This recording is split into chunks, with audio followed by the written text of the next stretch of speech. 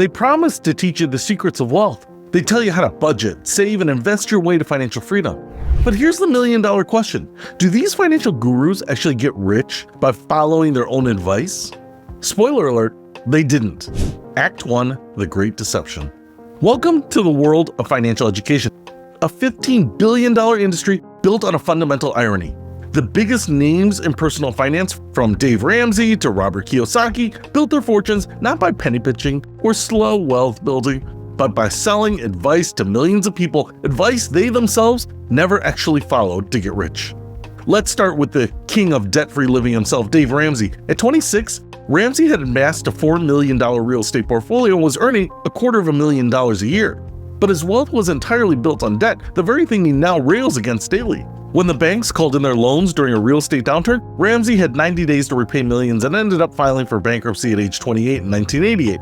Here's the kicker. Ramsey's current $200 million net worth comes primarily from his business empire, Ramsey Solutions, which generates $15 million annually from selling financial education, not from following his baby steps, not from his debt snowball method, from building a media and education business that teaches others what not to do. But Ramsey isn't alone in this paradox. Take Suze Orman, the woman who tells you to skip the lattes and cut up your credit cards. Orman's fortune began when she was working as a waitress in Berkeley, California, making $400 a month. Customers at the Buttercup Cafe lent her $50,000 to open a restaurant, which she promptly lost when a Merrill Lynch broker put her money into high-risk options trading. But here's where the story gets interesting. Instead of following conservative financial advice, Orman sued Merrill Lynch while simultaneously working for them as a broker. She won the settlement, got her money back plus interest, and became one of their top producers. Her wealth built on commissions, book sales, TV contracts, and speaking fees, not on the conservative, low-risk investments she recommends to her audience. Act 2, The Real Estate Royalty.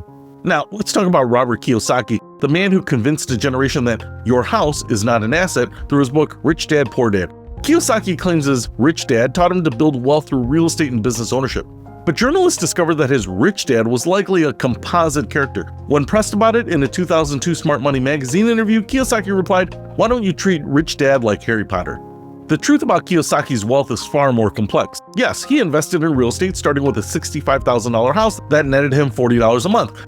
But his real fortune came from creating the cash flow board game in 1996 and founding the Rich Dad Company in 1997.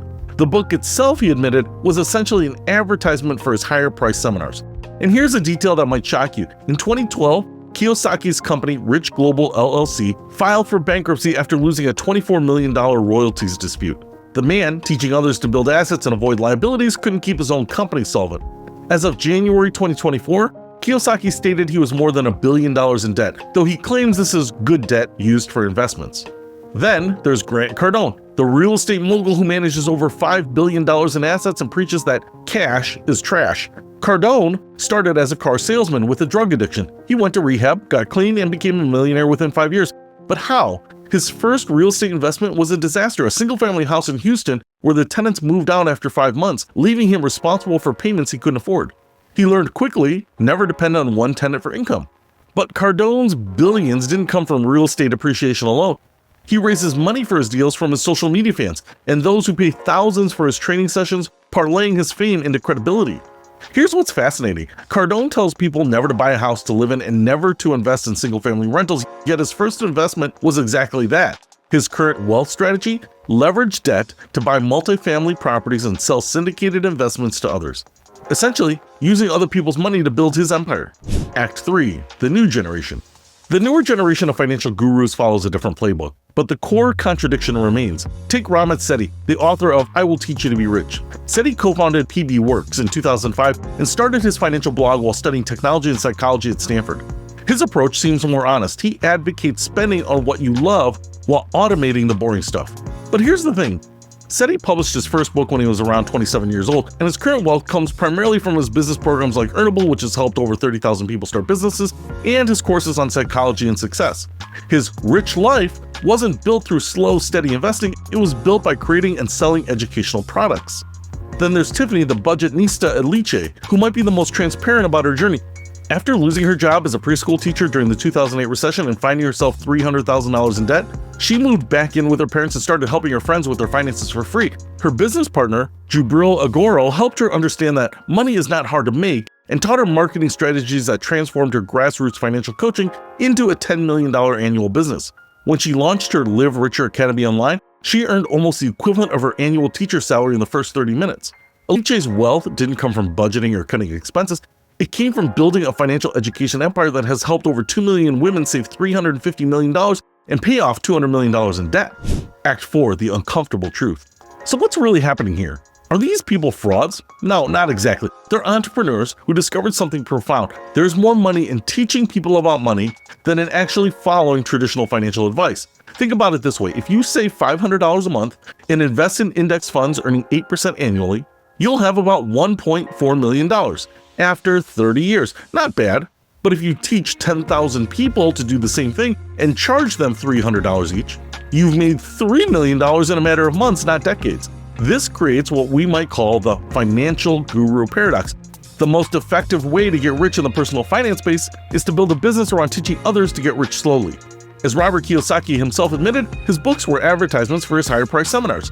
Dave Ramsey tells people to avoid debt at all costs, but he owns a portfolio of rental properties and advocates using good debt for real estate investments when speaking to more sophisticated audiences. Suze Orman preaches conservative investing, but her own wealth came from high-commission sales, risky litigation, and building a media brand. Grant Cardone says cash is trash and promotes heavy leveraging, which is essentially the opposite of every other guru's advice. Yet, they're all wealthy. Why? Because they found different paths to the same destination, building scalable businesses. Act 5, the business behind the brand. Let's peek behind the curtain at how this industry really works. Financial gurus operate what's known as a funnel business model. Free content gets people interested. Low-cost books build trust, higher-priced courses generate serious revenue, and premium coaching or masterminds create the real wealth. Dave Ramsey's empire includes Financial Peace University courses, endorsed by local providers for insurance and real estate, a radio show with massive advertising revenue, and speaking fees that reach 6 figures per event. His company employs his 3 children, making it a true family financial dynasty.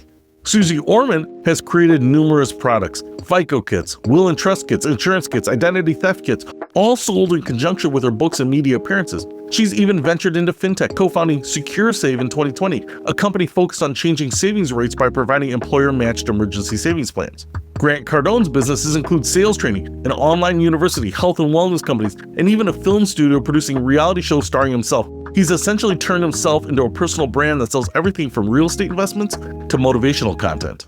Act 6, the psychology of success. But here's what makes the story really fascinating. These gurus didn't just get lucky. They identified a massive market need and solved it, even if their solutions don't match their personal wealth-building strategies. Most people struggle with money because of psychology, not mathematics. Ramit Sethi talks about the invisible script, the unconscious beliefs about money we inherit from our parents and society. These gurus understood that people don't just want financial advice, they want financial permission, structure, and community. Dave Ramsey's baby steps aren't mathematically optimal. Paying off low-interest debt before investing loses money in the long run, but they work psychologically. People need quick wins and clear milestones. His debt snowball method builds momentum by tackling small debts first, regardless of interest rates. Suze Orman's aggressive stance on financial security resonates with people who've been burned by risk. Her advice, to have 8 months of expenses saved, isn't mathematically optimal either, but it provides emotional security that's worth more than extra investment returns to many people. Act 7, the contradictions exposed. The contradictions go deeper than just business models. Let's examine some specific examples. Dave Ramsey preaches debt-free living but built his first fortune using massive leverage. He borrowed up to his eyeballs to finance his real estate empire before his bankruptcy. Today, he likely uses business debt and mortgages on his rental properties, despite telling his audience that debt is dumb. Robert Kiyosaki advocates buying assets over getting education. Yet, he attended the prestigious Kings Point Merchant Marine Academy and served in the military. He criticizes traditional jobs while his wealth came from creating educational products, essentially a traditional business. Grant Cardone claims real estate is the path to wealth, but admits he made more money on his first apartment complex detail than he had in 8 years of international consulting. Yet his speaking fees and course sales likely exceed his real estate profits. Suze Orman advocates conservative investing and avoiding risk, but she sued her employer while still working for them. One of the riskiest career moves I've ever seen. Her wealth came from high-commission sales and building a personal brand, not from low-cost index funds, she recommends. Act 8, the modern influencer model. Today's financial influencers have refined this model even further. Social media allows for direct audience building without traditional media gatekeepers. YouTube, Instagram, and TikTok have created a new generation of financial personalities who can monetize their advice instantly. Tiffany Aliche built her early following by friending Facebook strangers who looked like they were about some business, then snooping through their friends list for her next potential networking target. A guerrilla marketing strategy that worked because it was authentic and targeted. The formula is now well established. 1. Share your financial transformation story. 2. Provide valuable free content. 3. Build a community around shared financial goals. 4. Sell courses, coaching, and related products. And 5. Leverage your audience to launch higher value businesses. The irony is that this model actually works better than traditional financial advice for building wealth quickly. Creating content, building an audience, and selling educational products can generate more money in months than decades of traditional investing. Act 9. The ethics question. This raises an uncomfortable ethical question. Is it wrong to get rich by teaching others to get rich slowly? The financial gurus would argue no, they're providing valuable financial education and inspiration. Their students do achieve financial success, just not through the same path their teachers took. Tiffany Aliche's movement has helped over 2 million women save $350 million and pay off $200 million in debt. Dave Ramsey's program has helped millions get out of debt and build emergency funds. These are real, measurable results. But critics argue that the gurus are selling false hope. John T. Reed, a real estate advisor, says Rich Dad, Poor Dad contains much wrong advice, much bad advice, some dangerous advice, and virtually no good advice. Financial experts criticize Ramsey's advice as mathematically suboptimal. The truth is probably somewhere in the middle. The gurus provide value through education, motivation, and community. They also benefit from information asymmetry. They know how wealth is really built while teaching their audience a different, slower path. Act 10. The real lessons. So what can we learn from this paradox? First, the fastest way to build wealth isn't through traditional financial advice. It's through entrepreneurship and business ownership. Every single financial guru we've examined built their wealth by creating and scaling businesses, not by following their own saving and investing advice. Second, there's enormous value in being the person who teaches rather than the person who learns. As Ramit Sethi notes, there's a limit to how much you can cut, but no limit to how much you can earn. The gurus figured out how to earn unlimited amounts by packaging and selling their knowledge. Third, timing matters enormously. Dave Ramsey built his real estate fortune during a boom and lost it during a bust. But he rebuilt his wealth during the rise of talk radio and self-help culture. Suze Orman's career took off during the rise of financial media and women's empowerment movements. Fourth, personal branding and media skills are more valuable than financial expertise. None of these gurus are certified financial planners or have advanced finance degrees, yet they're more influential than most financial professionals. They succeeded because they could communicate complex ideas simply and build emotional connections with their audience. Act 11. The future of financial advice. The financial advice industry is evolving rapidly. Social media has democratized access to audiences, making it easier for new voices to emerge, but it's also created more noise and potential misinformation. The next generation of financial influencers is more transparent about their income sources and business models. Technology is also changing the game. Robo-advisors, fintech apps, and AI-powered financial planning tools are making professional quality advice more accessible and affordable. This could reduce the demand for guru-style advice, or it could create new opportunities for personalities to humanize and explain these technologies. Conclusion: the ultimate irony. As we reach the end of our journey through the world of financial gurus, the ultimate irony becomes clear. The best financial advice might be to do what they did, not what they say to do. Build a business, create value for others, develop skills that generate unlimited income. Use media and personal branding to amplify your message. These are real wealth-building strategies that work in our modern economy. Ramit Sethi's principle that getting started is more important than becoming an expert applies here. The financial gurus got started building their businesses, while their audiences stayed focused on optimizing investment portfolios and cutting expenses. Does this mean traditional financial advice is worthless? Not at all. Budgeting, saving, and investing are important financial foundations, but they're foundations, not skyscrapers. If you want to build real wealth, you need to think like an entrepreneur, not just an investor.